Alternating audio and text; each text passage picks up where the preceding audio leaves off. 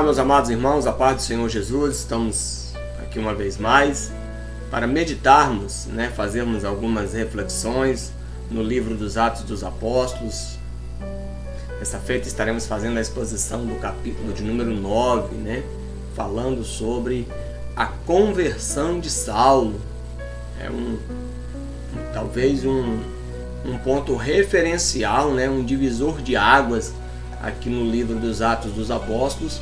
É justamente aqui no capítulo 9, quando nós nos deparamos com a conversão de Saulo. Esse episódio da sua conversão, ele é tão enfatizado no livro de Atos que ele é registrado 3 vezes. Ele é registrado no capítulo 9, ele é registrado no capítulo 22 e ele é registrado no capítulo de número 26.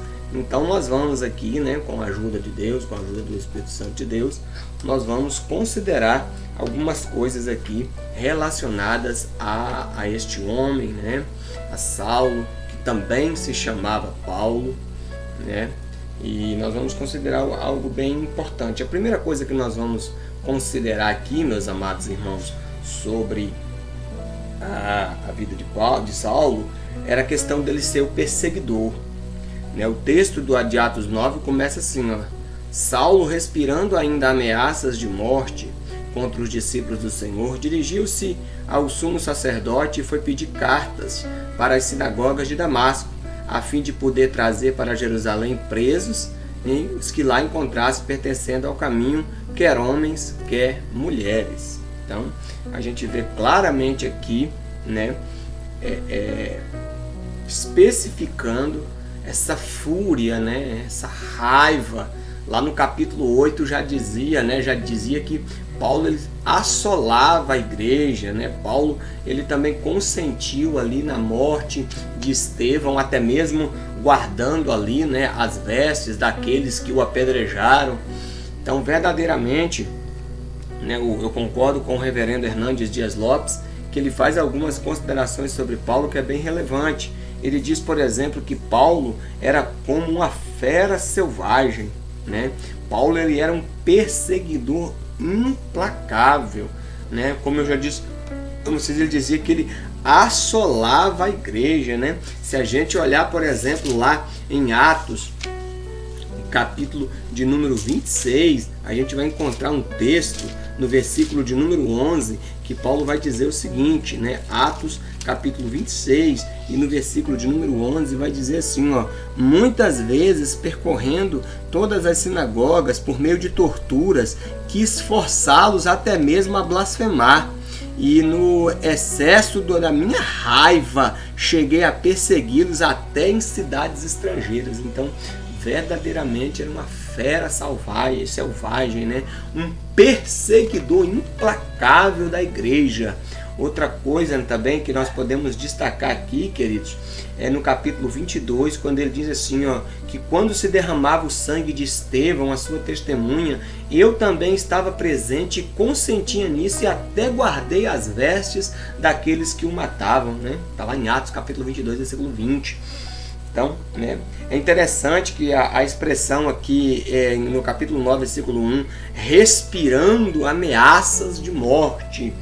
A palavra respirando, ela faz uma alusão a um búfalo, por exemplo, um animal selvagem que está bufando, soltando vento pelas narinas. Então era essa expressão, que encontrou aqui para poder qualificar a raiva, o ódio que Paulo estava da igreja, Paulo também, queridos, era um perseguidor implacável, O texto diz aqui claramente, que ele foi pedir carta à sinagoga de Damasco a fim de trazer para Jerusalém presos os que ali se encontrassem que pertencente ao caminho. O caminho aqui no caso é o cristianismo, O caminho aqui no caso é os seguidores de Jesus. Então ele era um caçador implacável. Lá no capítulo de número 26, no versículo de número 9, Paulo diz assim, quanto a mim, parecia-me necessário fazer muitas coisas contra o nome de Jesus, o Nazareno. Tá vendo? Então, na verdade, Paulo não perseguia somente só os cristãos, Paulo perseguia o próprio Jesus. Lá em Atos, capítulo de número 22, versículo de número 5, vai dizer o seguinte, meus amados irmãos, ainda falando sobre esse homem, para a gente contemplar o tamanho da misericórdia. Diz que, como podem testemunhar o sumo sacerdote e todos os anciãos dele, cheguei a receber cartas de recomendação para os irmãos em Damasco, para ir lá e me dirigi até lá a fim de trazer algemados para Jerusalém os que estivessem, os que estivessem ali para serem punidos. Então, verdadeiramente, ele era um perseguidor, um caçador implacável, Seu ódio, na verdade, não era só contra os cristãos, mas era contra o próprio Cristo, como nós já falamos, E outra coisa a destacar é que Paulo, ele era também um impiedoso. Olha o que vai dizer em Atos 9, 13 e 14, o próprio Ananias, quando Ananias ele ouve a voz do Senhor e Jesus fala para ele ir até Saulo para orar por ele, para que Paulo recebesse o Espírito Santo, fosse curado, o próprio Ananias diz assim: Senhor, de muito temos ouvido a respeito desse homem, quantos males ele tem feito aos seus santos em Jerusalém, e para aqui trouxe autorização dos principais dos sacerdotes para prender todos os que invocam o teu nome. Então veja, que não era fácil, irmão? E também Paulo, ele era um torturador desumano, Nós já lemos o texto de Atos 26, versículo 11, que vai dizer claramente ali, como Paulo ele fazia essas coisas, que ele torturava, O texto diz bem claro, O texto muitas vezes percorrendo todas as cidades por meio de torturas. Paulo quis forçá-los até mesmo a blasfemar o nome do Senhor, aplicando torturas aos cristãos. Então, Paulo era tudo isso, um impiedoso, um malfeitor, uma fera selvagem, respirando ameaças, Mas aí, meus irmãos, a partir ali então do versículo 3, a gente começa a ver ali os relatos sobre a conversão de Saulo, A conversão de Saulo verdadeiramente foi um marco, E, na verdade, uma coisa para destacar é que Paulo, na verdade, ele não se converteu, ele foi convertido. Por quê, irmãos? Porque a expressão em ênfase, a expressão em ênfase é o seguinte: dura coisa é ter que recalcitrares contra os aguilhões, Foi quando, diz aqui no versículo de número 4, que caiu ele por terra, ele ouviu a voz que dizia: Saulo, Saulo, por que me persegues? E ele perguntou: quem é, Senhor? Em resposta o Senhor diz: eu sou Jesus, Tá? Aí ele fala, aqui no versículo de número, exatamente, no versículo, dura para ti ter que recalcitrar contra os aguilhões. Esse versículo também ele é repetido em Atos 26, versículo de número 14. Paulo vai dizer lá, e Jesus disse para ele: dura para ti ter que recalcitrar contra os aguilhões. Então Paulo, ele naquele encontro que ele teve com Jesus, aquela experiência maravilhosa que o apóstolo Paulo ele teve com Jesus, ele questionou e falou: Senhor, Senhor, quem é? E Jesus falou: eu sou Jesus, a quem tu persegues, E ali Jesus se revela para ele, e Paulo então ali tem uma consciência, que Paulo, ele verdadeiramente, Jesus se revelou para Paulo através da luz, da voz, não para esmagar Paulo, mas para resplandecer a sua salvação. A graça de Deus não nos aprisiona, é o pecado que nos aprisiona, a graça, ela nos liberta. Então, como eu disse para os irmãos, é um divisor de águas, é um ponto referencial no livro dos Atos dos Apóstolos, é quando se é narrado sobre a conversão de Saulo. Tá? Nós podemos destacar também, irmãos, que Paulo ele foi um homem totalmente transformado quando ele teve essa experiência com o Senhor Jesus Cristo, E nós podemos destacar, essa experiência essa experiência transformadora em 3 pontos. O primeiro, né, a gloriosa manifestação de Jesus. Paulo, ele viu a luz, ele caiu por terra e ele ouviu a voz.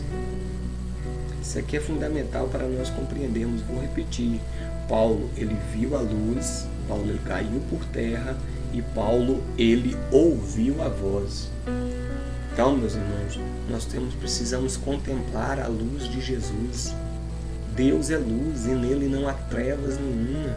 Jesus é a luz do mundo. A luz da glória do Evangelho de Cristo precisa resplandecer sobre nós. Tá? E essa questão de Paulo cair por terra revela a humildade. Paulo estava ensandecido, ensurdecido, querendo acabar com os cristãos, querendo acabar com o caminho dos seguidores de Jesus, né? Mas ali ele teve que se humilhar e reconhecer que Jesus é o Senhor, que Ele é o dono da igreja, que Ele é o cabeça da igreja, que Ele não permitirá que a sua igreja pereça. Louvado seja o nome do Senhor. Tá? Então, e outra coisa, ele ouviu a voz. Nós precisamos meditar nessas coisas e ouvir a voz do Senhor. Aleluia. Precisamos estar atentos àquilo que Jesus diz para nós. Precisamos estar atentos à direção do Senhor Jesus Cristo para as nossas vidas. Louvado seja o nome do Deus Todo-Poderoso. Que o Espírito Santo possa estar falando, meu amado irmão, minha amada irmã, ao seu coração neste momento. Aleluia. Outro ponto que nós podemos destacar, queridos, foi a humilde entrega de Paulo, né? Primeiro, Paulo reconhece que Jesus é o Senhor. E isso é fundamental. Esse foi o principal nome que Paulo usou para o Senhor Jesus Cristo, né? Quando ele fala, né, aqui no versículo de número 4, caindo por terra, ouviu a voz que dizia: Saulo, Saulo, por que me persegues? Ele perguntou então: quem é Senhor? Senhor quer dizer patrono, dono, possuidor. Por isso que Paulo disse lá aos Gálatas, né? Não vivo mais eu, mas Cristo vive em mim. Nós precisamos, irmãos, ter Jesus como nosso Senhor em nossas vidas. Jesus disse em Lucas capítulo 6, versículo 46: E por que me chamais de Senhor, se não fazes o que eu vos mando? Jesus tem que ser o Senhor das nossas vidas. Paulo também reconhece que ele é pecador. Se você acompanhar lá no capítulo 22 e no versículo de número 8, Paulo narrando eventos acerca da sua conversão, versículo 8, ele vai dizer assim, ó, versículo 8, respondi: quem é, Senhor? E ele me disse: é o Senhor Jesus a quem tu persegue. Os que estavam comigo viram a luz, mas não escutaram a voz que falava comigo. Ou seja, Paulo ali, ele se considera um pecador, carente de arrependimento, porque quando o Senhor nos confronta, quando o Senhor vem até nós, quando o Senhor tem, né, um particular conosco, nós entendemos claramente que nós somos vis pecadores. Paulo, ele falou isso: eu sou o principal dos pecadores, eu sou o mais vil dos pecadores, para que em mim se manifestasse a graça do Senhor Jesus, né? John Stott, ele disse que nós não podemos fazer outra coisa senão agradecer a Deus pela sua graça e pela sua misericórdia diante de um fanático enfurecido como Saulo de Tarso e de criaturas tão orgulhosas, rebeldes e obstinadas como nós. Nós éramos vis pecadores, mas o Senhor se apiedou de nós. O Senhor tem misericórdia da nossa vida e nos trouxe a luz do Evangelho para o perdão dos nossos pecados. Aleluia. E também, queridos, Paulo, ele reconhece que precisa ser guiado pelo Senhor. Então nós estamos falando aqui de evidências de uma verdadeira transformação na vida do apóstolo Paulo, né? Na vida de Paulo. Ele fala lá em Atos 22:10, que farei eu, Senhor? Olha a dependência aí, meus amados irmãos.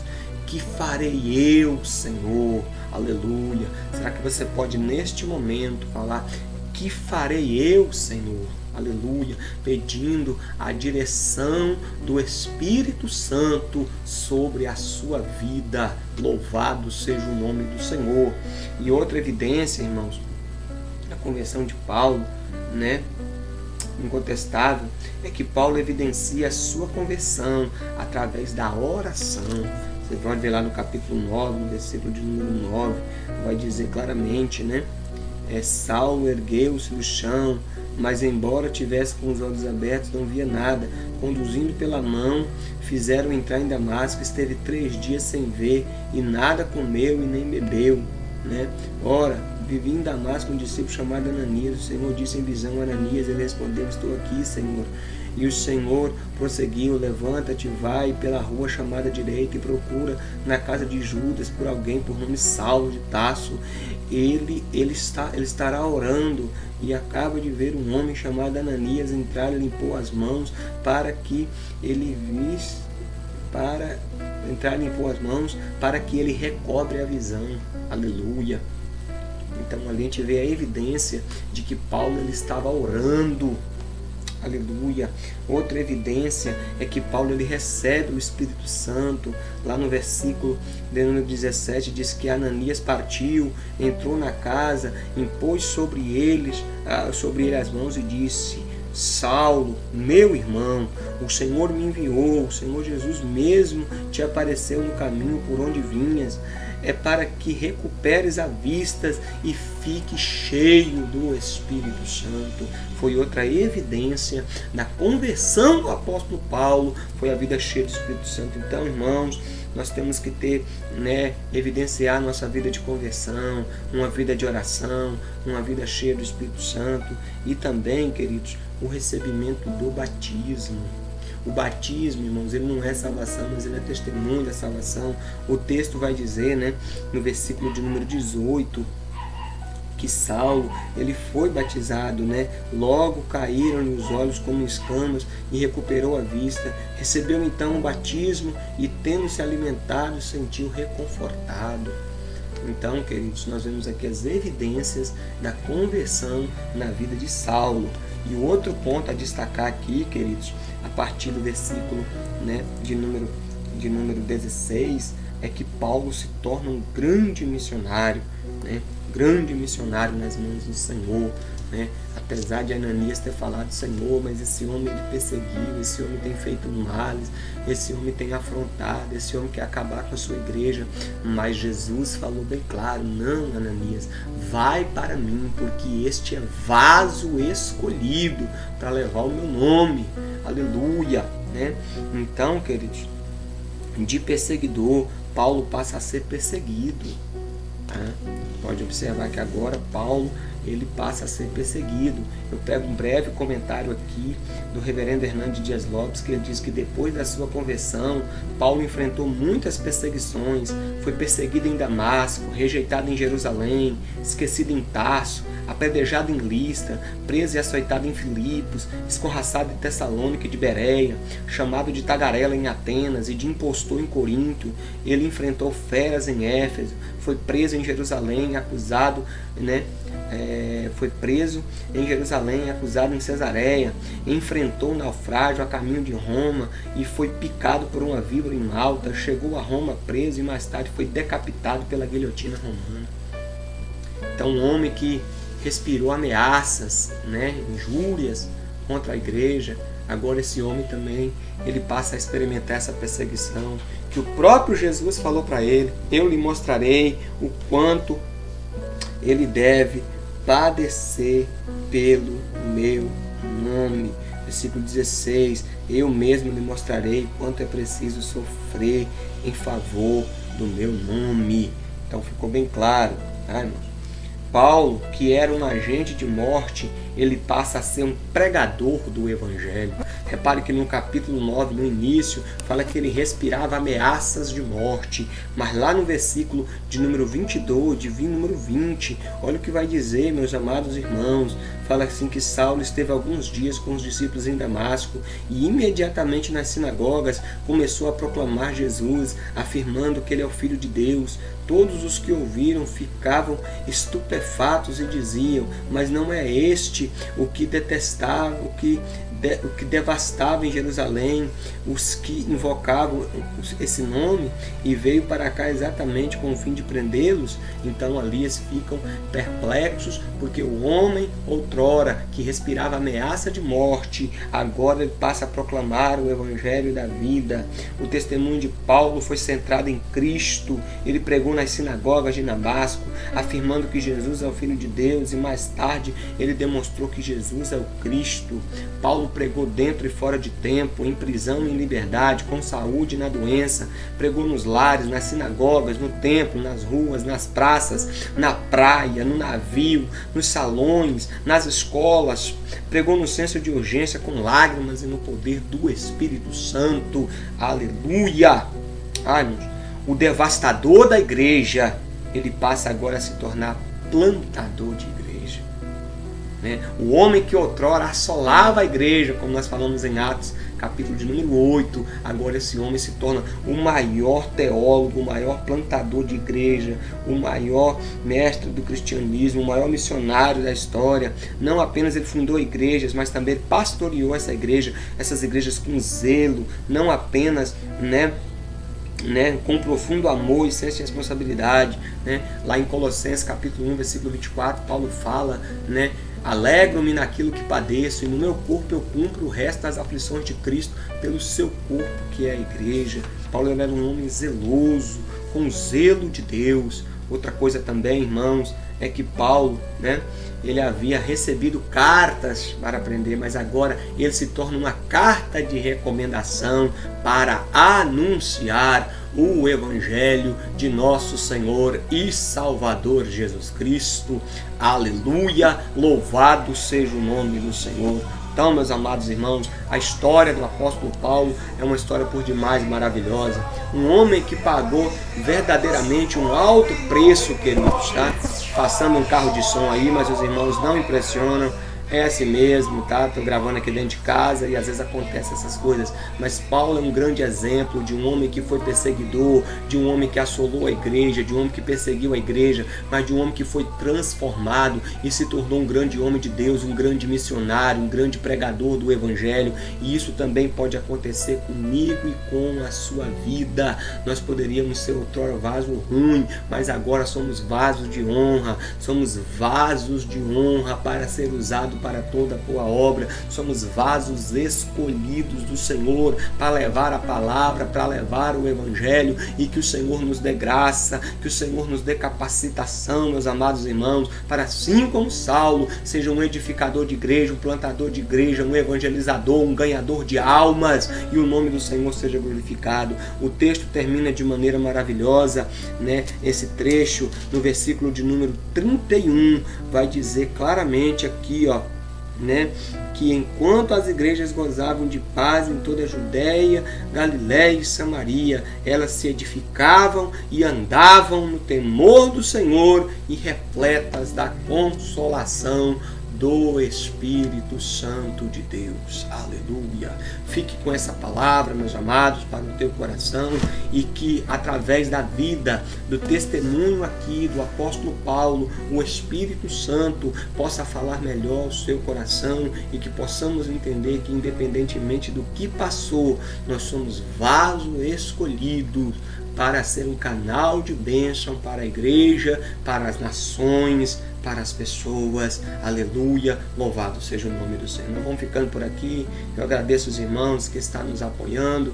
Compartilhe também essa mensagem com outras pessoas, para que outras pessoas também sejam edificadas pela palavra do Senhor. Amém? Deus abençoe a todos, que o amor de Deus, a graça em Cristo e a comunhão do Espírito Santo esteja com todos vocês, em nome do Senhor Jesus Cristo. Amém e amém. Graças a Deus.